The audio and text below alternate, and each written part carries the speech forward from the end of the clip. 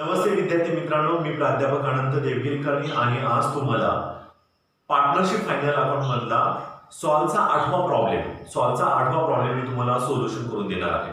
Okay, आता हा problem solve करत असताना जर विचार केला तर हा प्रॉब्लेम नेट लॉसशी संबंधित आहे. नेट लॉस, तर त्यामुळं बऱ्याच विद्यार्थ्यांचं असं होतं की नेट लॉस कशा पद्धतीने कॅल्क्युलेशन करायचा, तो काय करायचा, कशा पद्धतीने घ्यायचा, ते थोडंफार बेसिक मुलांचं त्याच्या कन्सेप्ट क्लिअर नसल्यामुळं त्यांना अडचण निर्माण होते. त्यामुळे आजचा जो मी प्रॉब्लेम घेणार आहे तो प्रॉब्लेम नंबर आहे 8. सॉल्वचा प्रॉब्लेम आहे, अत्यंत सोपा प्रॉब्लेम आहे. याच्यामध्ये काही ज्या बेसिक ऍडजस्टमेंट पण दिलेल्या आहेत, काही हिडन ऍडजस्टमेंट पण दिलेल्या आहेत. तर त्यामुळं या प्रॉब्लेमकडे जर तुम्ही बारकाईने लक्ष दिलं तर मला नाही वाटत की हा तुम्हाला डिफिकल्ट जाऊ शकतो. ओके, सो आपण हा प्रॉब्लेम आता स्टार्ट करायला सुरुवात करूया. प्रॉब्लेम नंबर 1 आहे, सॉल्वचा प्रॉब्लेम आहे आणि हा प्रॉब्लेम कोणाचा आहे तर हा प्रॉब्लेम आहे नेने आणि कानेचा. ठीक आहे, यासाठी तुम्हाला काय करायचंय, एक तर आहे trading account, profit and loss account आणि नंतर आहे बॅलन्स शीट. या पद्धतीने तुम्हाला फॉर्मॅटिंग करायचं आहे. फॉर्मॅटिंग केल्यानंतर तुम्हाला पहिल्यांदा हा प्रॉब्लेम बेसिकली पूर्णपणे रीड करून घ्या. ओके, ट्राय बॅलन्स पूर्णपणे रीड करून घ्या, खाली ऍडजस्टमेंट रीड करा, त्यानंतर जे ऍडजस्टमेंट दिलं त्याला स्टार मार्किंग करून घ्या. स्टार मार्किंग कशाला करायचंय हे तुम्ही करून घ्या, त्यानंतर मी तुम्हाला सांगेन की एक्झॅक्टली स्टार मार्किंग कशाला करायचंय.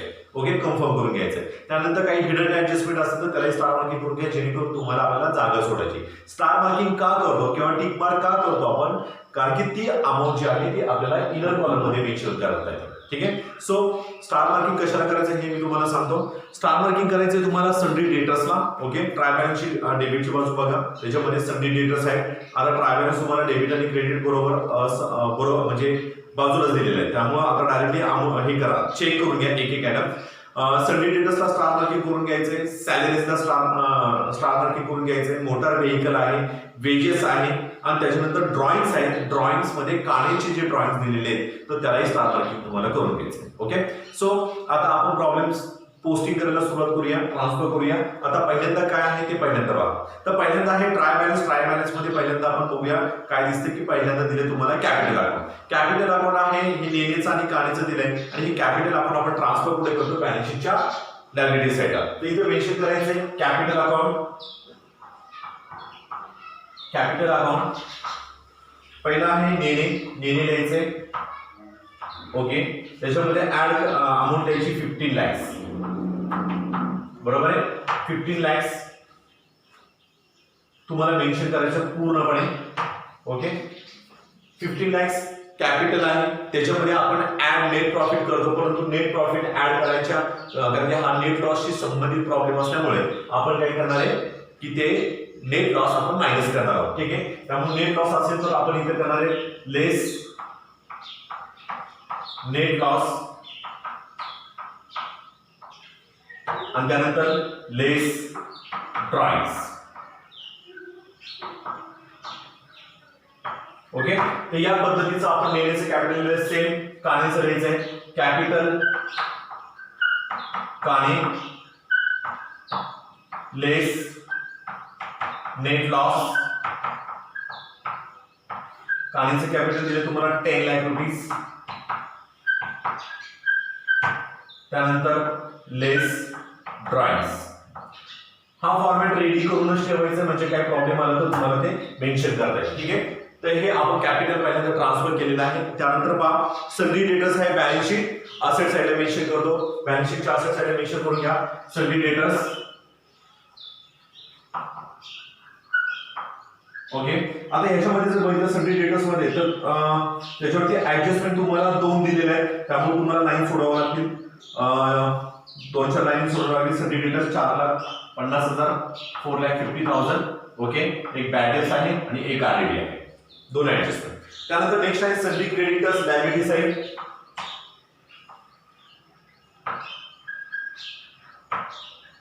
क्रेडिटर्स लायबिलिटी साइड मेन्शन करा 3 लाख रुपीज. त्यानंतर नेक्स्ट आहे रेंट आहे, रेंट एक्सपेंडिचर आहे. एक्सपेंडिचर बाजूला मेन्शन करा, एवढा पोर्शन मी माझा एक्सपेंडिचरचा घेतो. प्रॉफिट लॉस डेबिटची बाजू रेंट. रेंट अमाऊंट दिली तुम्हाला 10,000. ऍडजस्टमेंट आहे, ब्रॅकेट दिलेला आहे, त्यामुळे इनर कॉलमला घ्यायचं. त्यानंतर नेक्स्ट आहे stock, that is opening stock.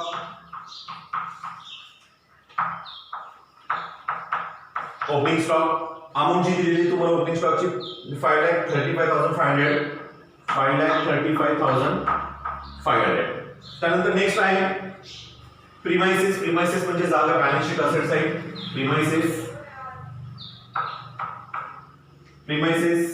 8,50,000 balance sheet asset side.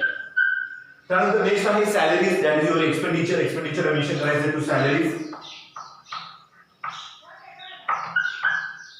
Salaries adjustment आहे, त्यामुळे इनर कॉलमला मेन्शन करा 50,000. Next is discount. डिस्काउंट पण तुम्हाला दिलेला आहे, डेबिट आणि क्रेडिटला दिलेला आहे. जो डेबिट आहे तो डेबिटला घ्या, क्रेडिटचा आहे तो क्रेडिटला घ्या. दॅट इज एक्सपेंडिचर आणि income. To discount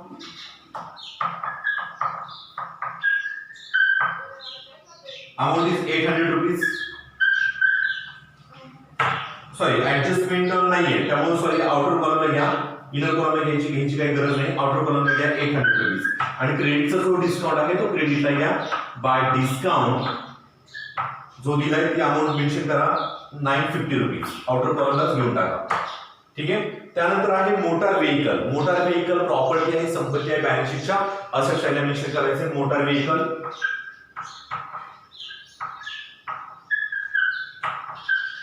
motor vehicle amount is 3,70,000. 3,70,000.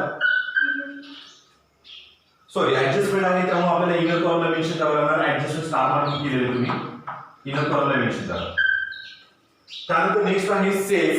Cells trading अकाउंटच्या credit साइडला मेन्शन करायचे बाय सेल्स. ओके. अमाउंट आहे 8,40,500. 8,40,500. मी इनर कॉलमला का लिहिले, कारण की याच्यातून आपण काय करणार आहे, रिटर्न मायनस करणार आहे. जर दिले असतील तर ठीक आहे, नसेल दिलं तर आपण outer कॉलमला as it is amount घेणार आहे. त्यानंतर परचेस पण तुम्हाला दिले, इथे पण लिहायचे ट्रेडिंग अकाउंटच्या डेबिटला टू परचेस. ओके. परचेसची अमाउंट तुम्हाला दिले 6,40,500. ओके. त्याच्यातून पण पुन्हा तुम्हाला रिटर्न मायनस करायचे. रिटर्न दिले का नाही हे आपण पुढे गेल्यानंतर कळेलच आपल्याला. तुम्ही प्रॉब्लेम रीड केलेलंच आहे, त्यामुळे इनर कॉलमला आपल्याला मेन्शन करायची. ही सवय जी आहे ती लावून ठेवायची. त्यानंतर नेक्स्ट आहे वेजेस. वेजेस कुठे आपण ट्रान्सफर करतो, ट्रेडिंग अकाउंटच्या डेबिट साइडला. तर वेजेस तिथे ट्रान्सफर करून घ्या ट्रेडिंग अकाउंटच्या डेबिटला to wages. Wages amount is 10,000. Inner कॉलमला मेन्शन करा, कारण की ऍडजस्टमेंट तुम्हाला दिलेली आहे. त्यानंतर नेक्स्ट आहे ऑफिस एक्सपेन्सेस. ऑफिस एक्सपेन्सेस हा एक्सपेंडिचर आहे, खर्च आहे, त्यामुळे तुम्हाला ट्रान्सफर करायचे एक्सपेंडिचर बाजूला to office expenses.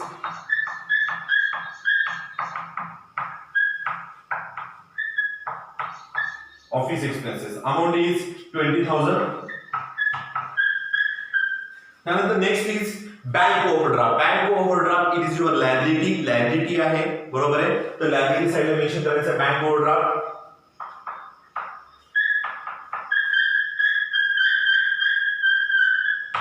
Bank overdraft amount is 1,50,000.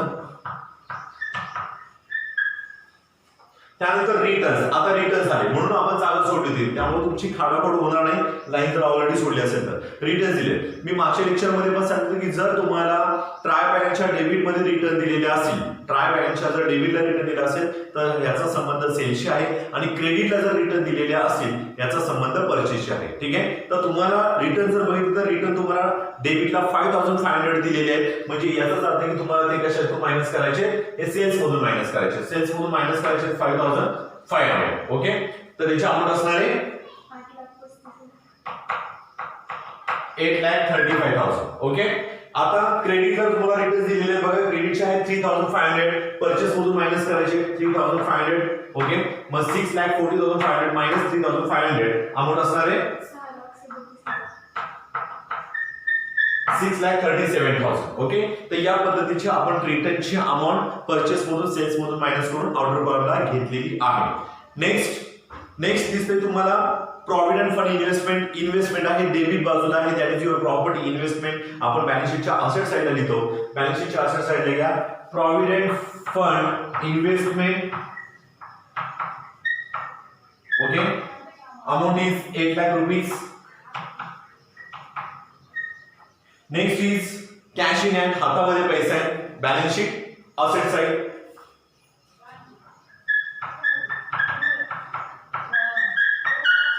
Cash in hand amount is 40,000. Next is provident fund contribution. Provident fund contribution आहे, बरोबर आहे. डेबिटला दिलेले लक्षात घ्या, इथं डेबिटला आहे आणि डेबिटची बाजू ट्राय बॅलन्सची मी मागच्या लेक्चरमध्ये सांगितलं की जो ट्राय बॅलन्सची डेबिटची बाजू आहे एक तर असेट असणार आहे किंवा एक्सपेंडिचरला असणार आहे, बरोबर आहे. मग आता प्रॉव्हिडंट फंड कॉन्ट्रीब्युशन आहे, दॅट इज युअर एक्सपेंडिचर. एक्सपेंडिचरला मेन्शन करायचंय to PF contribution that is 1 lakh. त्यानंतर नेक्स्ट आहे प्रॉव्हिडंट फंड. डेबिट आहे का क्रेडिट आहे, तर तुम्हाला क्रेडिटला दिलेलं आहे. क्रेडिटची बाजू जी असणार आहे एक तर लायबिलिटी असणार आहे नाही तर इन्कम असणार आहे. म्हणजे प्रॉव्हिडंट फंड जो आहे तो आपल्याला बॅलन्स शीटच्या लायबिलिटीजला मेन्शन करावा आहे कारण की त्याची अमाऊंट जास्त आहे. त्यामुळे प्रॉव्हिडंट फंड पीएफ जो दिलेला आहे तुम्हाला तो पीएफ मेन्शन करा लायबिलिटी साइडला. Amount is 2,80,000. त्याच्यावरती ऍडजस्टमेंट आहे का बघा पहिल्यांदा काय. 2,80,000.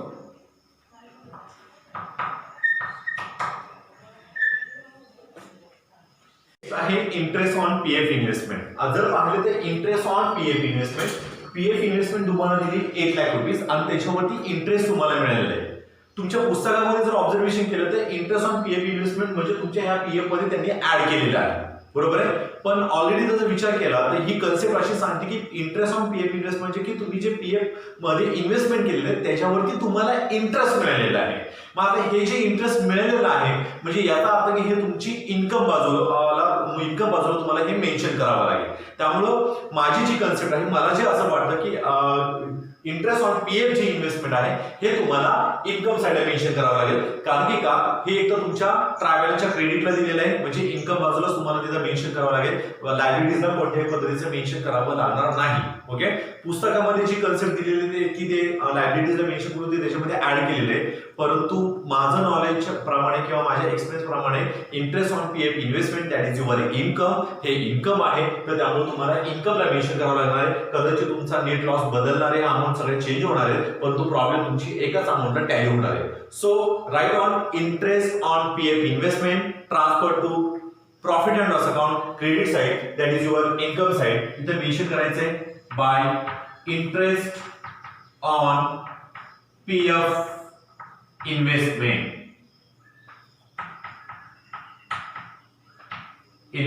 ओके, अमाऊंट तुम्हाला ऑलरेडी दिलेली 42,000 तुम्हाला इनर कॉलमला आउटर कॉलमला मेन्शन करायची. ओके, पुढे एकदा रिपीट करतोय interest on PF investment that is your income. हे इन्कम आहे त्यामुळे आपण इन्कम साइड मेन्शन करणार आहे कारण या पीएफ इन्व्हेस्टमेंट वरती आपल्याला इंटरेस्ट मिळालेला आहे. त्याचा इफेक्ट तुमच्या पुस्तकामध्ये बॅलन्स शीटच्या लायबिलिटीज मध्ये ऍड केलेला आहे. परंतु मला असं वाटतं की हे पीएफ इन्व्हेस्टमेंट हे तुम्हाला इन्कम असल्यामुळे आपण हे इन्कम साइडला मेन्शन केलेलं आहे. ओके, सो प्रॉब्लेम तर आपला टॅली होणारच आहे, त्यात काही प्रॉब्लेम नाही. पुढे गेल्यानंतर तुम्हाला ते समजून येईल. त्यानंतर नेक्स्ट आहे ड्रॉइंग्स तुम्हाला दिलेले आहेत. ड्रॉइंग्स आपण काय करतो आपण ऑलरेडी फॉर्मॅट लिहिलेला आहे त्याच्यामध्ये फक्त आपल्याला अमाऊंट मेन्शन करायची आहे. ड्रॉइंग्स दिले तुम्हाला नेणेचे 20,000 आहे तर ड्रॉइंग्स नेणेचे 20,000 आपण मेन्शन केलेले आहे. ओके, त्यानंतर कानेचे तुम्हाला दिलेले ड्रॉइंग्स त्याच्यामध्ये सांगितले 15,000. आता 15,000 तुम्हाला ड्रॉइंगची अमाऊंट दिलेली आहे परंतु जर ऍडजस्टमेंट नंबर जर तुम्ही 5 पाहिली तर कानेचे ड्रॉइंग्स ऑलरेडी अजून दिलेले 6,000 म्हणजे ऑलरेडी त्यांनी काय घेतले 15,000 आणि प्लस 6,000 अशी त्यांनी अमाऊंट घेतलेली. म्हणजे टोटल जर विचार केला तर 21,000 तुमचे काय ड्रॉइंगचे अमाऊंट असणार आहे. म्हणजे 15,000 plus 6,000 that is 21,000 drawings. Okay, आणि जे 6,000 आहे ऍडजस्टमेंट आहे त्याचा इफेक्ट आपल्याला देणं गरजेचं आहे. त्याचा ऍडजस्टमेंटचा इफेक्ट तुम्हाला profit and loss account trading अकाउंटच्या क्रेडिटला मेन्शन करायचंय बाय ड्रॉइंग्स. जो पार्टनर आहे त्या पार्टनरचं नाव लिहू शकतो तुम्ही. पार्टनरचं नाव आहे काने दॅट इज 6,000 रुपीज. ओके, या पद्धतीने आपण मेन्शन केलेलं आहे. त्यानंतर बॅड डेट्स ऑलरेडी हे दिलेले आहे. मला वाटतं बॅड डेट्स आणि आरडीचा आपल्याला फॉर्मॅट इथे मेन्शन करावा लागणार आहे आणि बॅड डेट्सचा आरडीचा फॉर्मॅट तुम्हाला मागच्या लेक्चर मध्ये मी तुम्हाला सांगितलेलं आहेच. आताही तुम्हाला ते मेन्शन करायचंय. बॅड डेट्स आरडीचा फॉर्मॅट असा असणार आहे. पहिल्यांदा तुम्हाला लिहायचंय बॅड डेट्स. हे जे बॅड डेट्स आहेत हे आहेत ओल्ड बॅड डेट्स. त्यानंतर ऍड करायचे न्यू बॅड डेट्स. हे जे बॅड डेट्स आहेत हे तुमचे न्यू असणार आहे. त्यानंतर ऍड करणार आहेत आपण, त्यानंतर आरडीडी, आणि ही जी आरडीडी आहे ही आहे ओल्ड न्यू आरडीडी असणार आहे. आणि ह्या सगळ्यांची टोटल झाल्यानंतर आपण लेस करणार आहोत ओल्ड आरडीडी. ओके, तर या पद्धतीचा फॉर्मॅट आहे. आता पुस्तकामध्ये जर बघितलं तर बॅड डेट्स आरडीडी हे तुम्हाला दोन्ही अमाउंट दिलेले आहेत, हे सर्व ओल्ड आहेत कारण ट्राय बॅलन्स मध्ये दिलेले आहे. त्यामुळे आता ही बॅड डेट्स आरडीडीची जी अमाउंट आहे, बॅड डेट्स दिले तुम्हाला 3350, bad debts old 3350. Okay, next आहे आरडी दिली तुम्हाला 3700, इथं मेन्शन करायचं आहे 3700.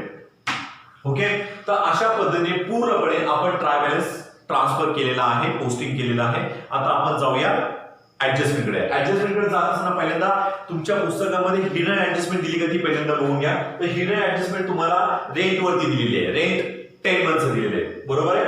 इथे बघा रेंट एक्सपेंडिचर आहे 10 मंथचं 10,000 आहे, म्हणजे 10 महिन्याला आपण 10,000 रुपये आपण पे करतोय. आपल्याला 12 महिन्याला पे करावं लागतात, 12 महिन्याचे 12,000 रुपये होतात आणि आपण फक्त 10,000 रुपये पे केले, म्हणजे याचा अर्थ की 12,000 मधून 10,000 मायनस केले तर 2,000 अजूनही आपल्याला पे करायचे आहेत, पे करणार आहोत. That's all outstanding. आणि आउटस्टँडिंग काय करतो आपण त्या एक्सपेंडिचर मध्ये ऍड करतो. तर ऍड करायचे, add outstanding rent that is 2,000, outer column 12,000. Okay, आता एक्सपेंडिचर इन्क्रीज झालाय म्हणजे बॅलन्स शीटच्या लायबिलिटीजला तुम्हाला मेन्शन करायचं आहे outstanding rent amount is 2,000. Okay, या पद्धतीने आपण हिडन ऍडजस्टमेंट आहे ती क्लिअर केली. आता आपण या प्रॉपर ऍडजस्टमेंटकडे. प्रॉपर ऍडजस्टमेंट बघत असताना पहिल्यांदा दिसेल तुम्हाला क्लोजिंग स्टॉक, आणि क्लोजिंग स्टॉकचे दोन इफेक्ट तुम्हाला माहिती आहे. एक तर आहे ट्रेडिंग अकाउंट क्रेडिट साइड आणि नंतर आहे बॅलन्स शीटच्या असेट साइडला. मग जी अमाउंट तुम्हाला क्लोजिंग स्टॉकची दिली 3,60,000 ती मेन्शन करायची बाय क्लोजिंग स्टॉक.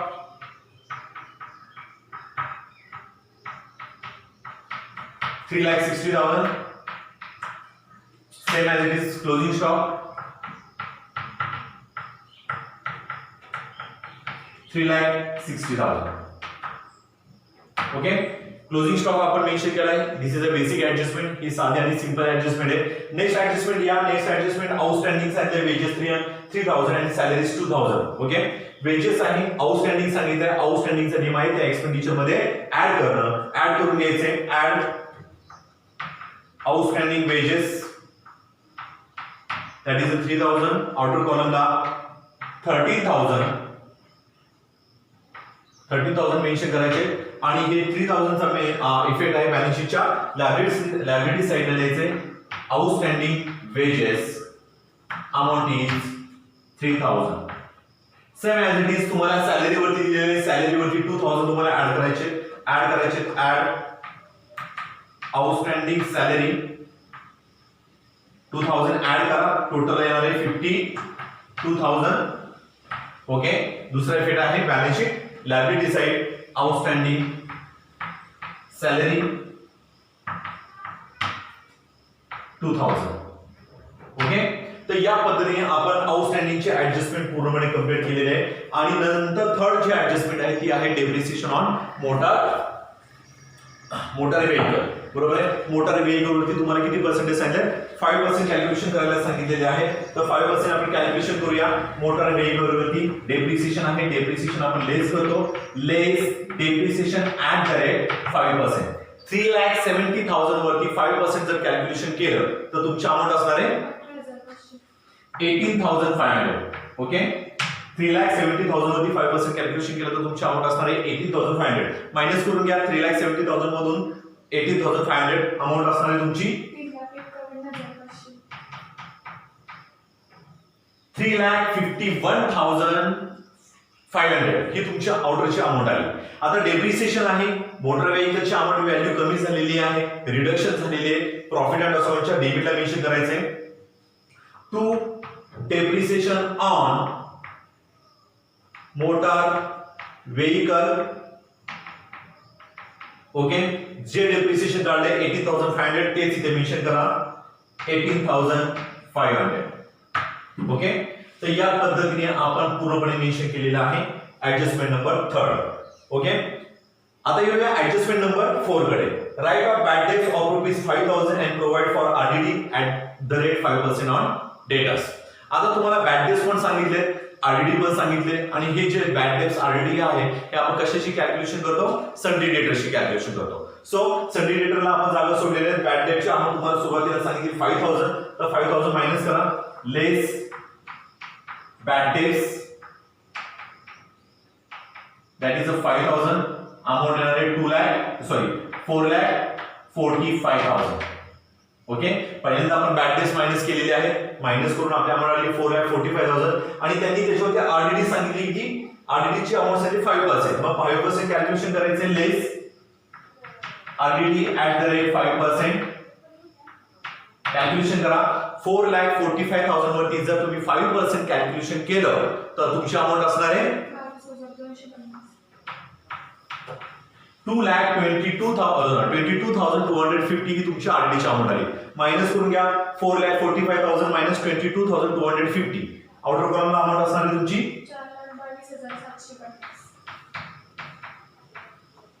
4,22,750. ऑलरेडी पुस्तकामध्ये तुमच्या बुक मध्ये याचं सोल्युशन दिलेलं आहे. अमाउंट कशा पद्धतीने कॅल्क्युलेशन करायचं आहे, कशा पद्धतीने ऍडजस्टमेंट क्लिअर करायचं आहे हे तुम्हाला मी प्रॉपरली समजून सांगत आहे. आता हे आरडीडी आहे, बॅड डेट्स आहे, आरडीडी आहे, हे दोन्ही अमाउंट घ्यायच्या आणि आपल्या फॉर्मॅट मध्ये जो फॉर्मॅट आहे त्या फॉर्मॅट मध्ये टाकायचा. Bad debts that is your bad debts. कोणते बॅड डेट्स आहेत हे तर आपले न्यू आहेत bad debts. New bad debts minus करा, सॉरी मेन्शन करा फॉर्मॅट मध्ये new bad debts that is amount is 5,000. Okay, RDD किती सांगितली तुमची? New RD 22,250. 22,250. ओके, आता कॅल्क्युलेशन करा. 3,350, 5,000, 22,250 याची टोटल असणार आहे 30,600. 30,600 ही तुमची टोटल असणार आहे. मग 30,600 मायनस 3,700 मायनस करायचे आणि आउटरला मेन्शन करायचे. अमाउंट असणार आहे 26,900. ओके, तर या पद्धतीने बॅड डेट्स आणि आरडीडीची जी कन्सेप्ट आहे ही कन्सेप्ट ही या प्रॉब्लेम मध्ये खूप महत्त्वाची कन्सेप्ट आहे आणि ही आता आपणच सोल्युशन करून घेतलेली आहे. ठीक आहे, ऍडजस्टमेंट नंबर आपण 5 ला जाणार आहोत, पण ऑलरेडी आपण ऍडजस्टमेंट नंबर 5 क्लिअर केलेले आहे, इथे इन्क्लुडिंग केलेले आहे, आणि दुसरे इफेक्ट आपण ट्रेडिंग अकाउंटच्या क्रेडिटला दिले, म्हणजे ही पण ऍडजस्टमेंट आपली क्लिअर झालेली आहे. ठीक आहे, आता सगळ्यात महत्त्वाचा भाग येतो टोटलचा. ओके, आता कारण की पहिली गोष्ट की आपण या प्रॉब्लेम मध्ये चेंजेस काय केलेले की आपल्याला जे PF interest on PF investment आहे ते आपण इन्कम साइडला मेन्शन केलेले आहे. त्यामुळे पुस्तकातली टोटल, पुस्तकातला जो येणारा लॉस आणि आपला लॉस हा डिफरंटली असणार आहे. ठीक आहे, सो तर आता आपण काय करायचं की हा जो प्रॉब्लेम आहे पहिल्यांदा आपण टॅली करायला सुरुवात करूया. टॅलीला सुरुवात करायचं असताना पहिल्यांदा आपण काय करणार आहे की आपण ट्रेडिंग अकाउंटची क्रेडिटची टोटल करणार आहोत. ओके, ट्रेडिंग अकाउंटची टोटल करून घ्यायची तुम्हाला ऑलरेडी दिलेली आहे, पण तरी करून घ्या. आणि ही जी टोटल असणार आहे ही टोटल असणार आहे तुमची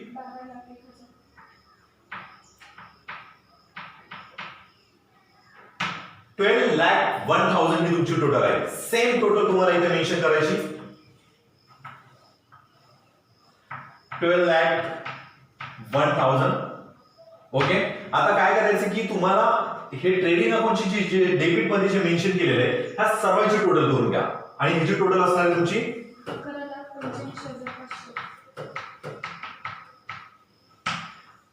11,85,500 ही तुमची टोटल आली. मग काय करायचं, 12,01,000 मधून 11,85,500 मायनस करायचे, आणि मायनस केल्यानंतर तुमची अमाउंट असणार आहे 15,500. That's called gross profit carried down.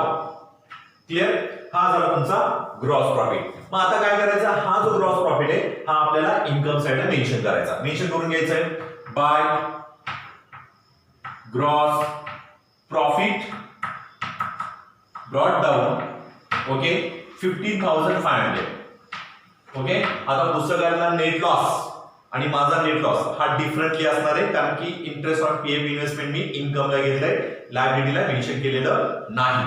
तर आता काय करायचं की साहजिकच नेट लॉस आले म्हणजे तुमची टोटल जी आहे ते तुमची टोटल ही साहजिकच तुमची एक्सपेंडिचरची टोटल जास्त असणार. जर तुम्ही याचं पूर्णपणे कॅल्क्युलेशन केलं तर टोटल तुमची असणार आहे 2,30,200.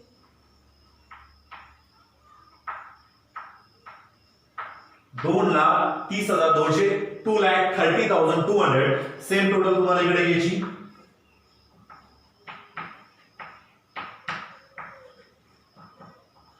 ओके टोटल घेतली. आता काय करायचं, ही जी इन्कमची टोटल आहे, ओके इन्कमची टोटल करायची. इन्कमच्या टोटल मधून तुमची ही टोटल मायनस करायची. इन्कमची टोटल असणार आहे तुमची 58,450 ही तुमची इन्कमची टोटल आहे. मग ह्या इन्कमच्या टोटल मधून तुम्ही 2,30,200 मधून इन्कमची टोटल मायनस करा, कारण इन्कम खूप कमी झालंय, एक्सपेंडिचर आपला जास्त झालाय, तर त्यामुळं इथे तुमचा 100% नेट लॉसच आहे. ठीक आहे. आणि नेट लॉसची जी असणार आहे ती अमाऊंट असणार आहे ओके. पुस्तकामध्ये जर पाहिलं तर पुस्तकाचा जो नेट लॉस आहे तो नेट लॉस हा डिफरंटली आहे आणि आपला जो लॉस आहे नेट लॉस आहे तो आपला वेगळा आहे. ठीक आहे. इथं द्यायचे by net loss. Okay by net loss. आता हा जे 1,71,750 हे पार्टनरला त्यांच्या रेशो प्रमाणे वाटायचं आहे आणि रेशो तुम्हाला ऑलरेडी दिलेला आहे 6:4 बरोबर. 6:4 हा तुम्हाला रेशो दिलाय. मग तुम्हाला पूर्ण भागावा बेदोनीच्या बेसिसचा म्हणजे तुमचा जो रेशो असणार आहे तो आहे 3:2. ओके. जो नेट लॉस आलाय त्यांना तुम्हाला जो काणे आहे नेणे आणि काणे आहे यांना 3:2 या रेशो प्रमाणे डिस्ट्रीब्युशन करायचं आहे. ठीक आहे. तर कसं डिस्ट्रीब्युशन करणार, 1 लाख इथं वर्किंग नोट होतं 1,71,750 into 3/5 1,71,750 into 2/5. ओके. तर या पद्धतीने कॅल्क्युलेशन करायचंय. मग आता आपण इथं बघूया कानेचा काय, सॉरी पहिला गुण आहे नेणे. नेणे काय आहे आणि काने काय, यांचा किती आला नेट लॉस बघूया. नेट लॉस असणार आहे पहिल्याचा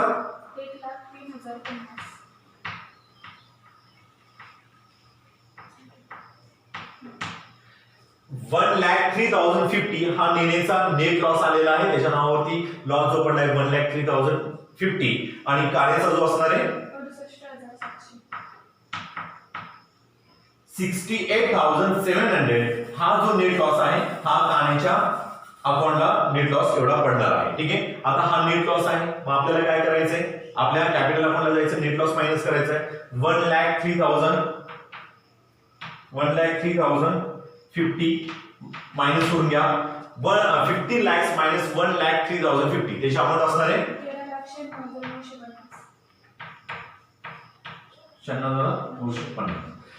13,96,950 ही तुमची अमाऊंट आहे नेट लॉस मायनस करून. परत त्याच्यामध्ये ड्रॉइंग दिले, ड्रॉइंगची पण अमाऊंट तुम्हाला मायनस करायची 20,000. अमाऊंट असणार आहे 13,76,950. ओके. तर आपण नेट लॉस मायनस करून ड्रॉइंग्स मायनस करून नेण्याचा बॅलन्स आपण लायबिलिटीच्या आउटर कॉलमला घेतला. सेम पद्धतीने तुम्हाला काय करायचं, कानेचा नेट लॉस मायनस करायचा आहे. कानेचा नेट लॉस आहे 68,700 मायनस करून घ्या. अमाऊंट असणार आहे 9,31,300 ही तुमची टोटल आली. त्यातून 21,000 ड्रॉइंगचे मायनस करा. 15,000 प्लस 6,000 दॅट इज 21,000 आणि ती अमाऊंट असणार आहे 9,10,300. पुस्तकातली दिलेली टोटल आणि आपण केलेली टोटल ही डिफरंटली आहे. नेट लॉस डिफरंटली आहे कारण की एकच कन्सेप्ट मला डाऊटफुली होती ती म्हणजे interest on PF investment that is your income. हे इन्कम आहे तर इन्कमलाच मेन्शन करायला पाहिजे होतं, तर मी ते इन्कमला मेन्शन केलेलं आहे. तर या पद्धतीचा हा प्रॉब्लेम आहे. आता बॅलन्स शीटची आपण टोटल करूया. बॅलन्स शीटची टोटल असणार आहे 30,24,250. 30,24,250. ओके. तर या पद्धतीचा बॅलन्स शीट आपण पूर्णपणे टॅली केलेली आहे.